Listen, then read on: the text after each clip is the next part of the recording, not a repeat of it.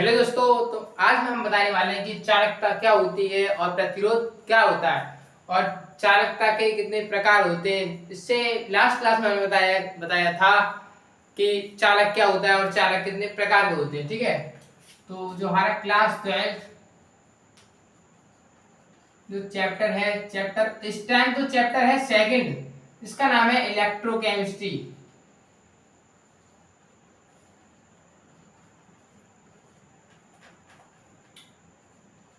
जो पहले ये चैप्टर था ये इलेक्ट्रोकेमिस्ट्री वैद्युत रसायन, पहले ये था चैप्टर नंबर 3 था, पर इस टाइम सॉलिड स्टेट हट गया है।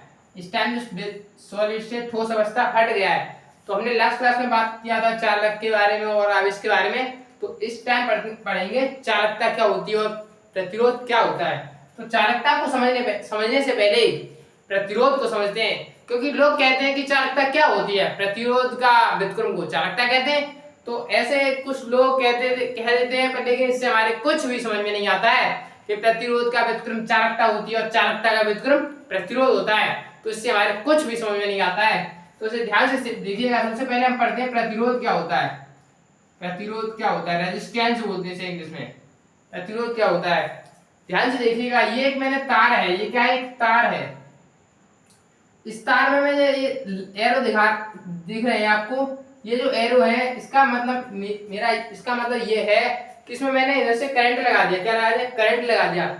इस तार में करंट जा रहा है। इस तार में क्या हो रहा है, धारा प्रवाहित हो रही है। क्या, धारा प्रवाहित हो रही है। ठीक है, जो धारा प्रवाहित हो रही है, आपने देखा होगा कि ये रुकावट है। क्या है, रुकावट। जो धारा में जो रुकावट आ रही है, क्या आ रही है, रुकावट। तो जो रुकावट को उत्पन्न करता है, किसको, रुकावट को, धारा में जो रुकावट को क्या कर रहा है, उत्पन्न करता है। जो धारा इस तार में क्या बह रही है, धारा बह रही है, और जो धारा में रुकावट को उत्पन्न करता है, किसको, रुकावट को उत्पन्न करता है, उसको प्रतिरोध बोलते हैं। तो अब ये आपको दोस्तों समझ में आया होगा प्रतिरोध क्या होता है। जो धारा में रुकावट को क्या करता है, उत्पन्न करता है, उसे क्या बोलते हैं, प्रतिरोध बोलते हैं। और लोग कह देते हैं कि प्रतिरोध का उल्टा मतलब व्युत्क्रम क्या होती है, चालकता होती है। तो इससे हमारे कुछ भी समझ नहीं आता है। तो अब समझेंगे चालकता होती क्या है। अब एक टर्म है चालकता। क्या है, चालकता, कंडक्टिविटी बोलते हैं इसे। ठीक है, इसे बोलते हैं कंडक्टिविटी। ठीक है, कंडक्टिविटी होती क्या है, चालकता होती क्या है। मान लो ये एक दूसरा तार है। क्या है, ये तार, इस तार में भी क्या बह रही है, धारा बह रही है। इस तार में क्या हो रही है, धारा बह रही है। जो धारा, क्या, धारा प्रभावित होने की शक्ति, धारा प्रभावित होने की शक्ति, जो इस तार में जो धारा प्रवाहित हो रही है, प्रवाहित होने की क्या शक्ति को चालकता कहते हैं। क्या कहते हैं दोस्तों, चालकता कहते हैं। धारा प्रवाहित होने की शक्ति को क्या कहते हैं, चालकता कहते हैं।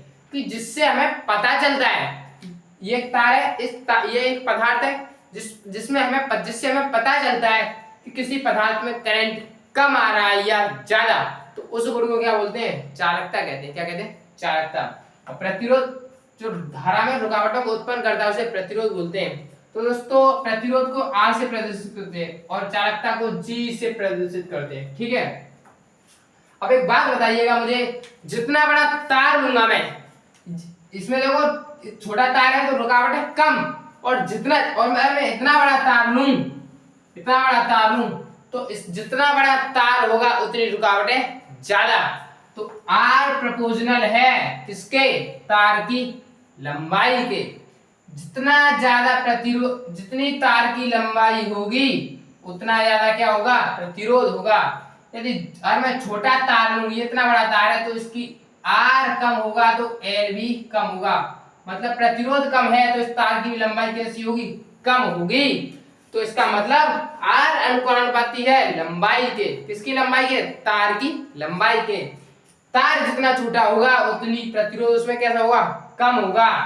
तो होने की शक्ति होती है उसे चालकता कहते हैं। या जो हमें बताता है कि किसी पदार्थ में करंट कम आ रहा है या ज्यादा आ रहा है उसे चालकता कहते हैं। दोस्तों समझ में आया होगा। धन्यवाद दोस्तों।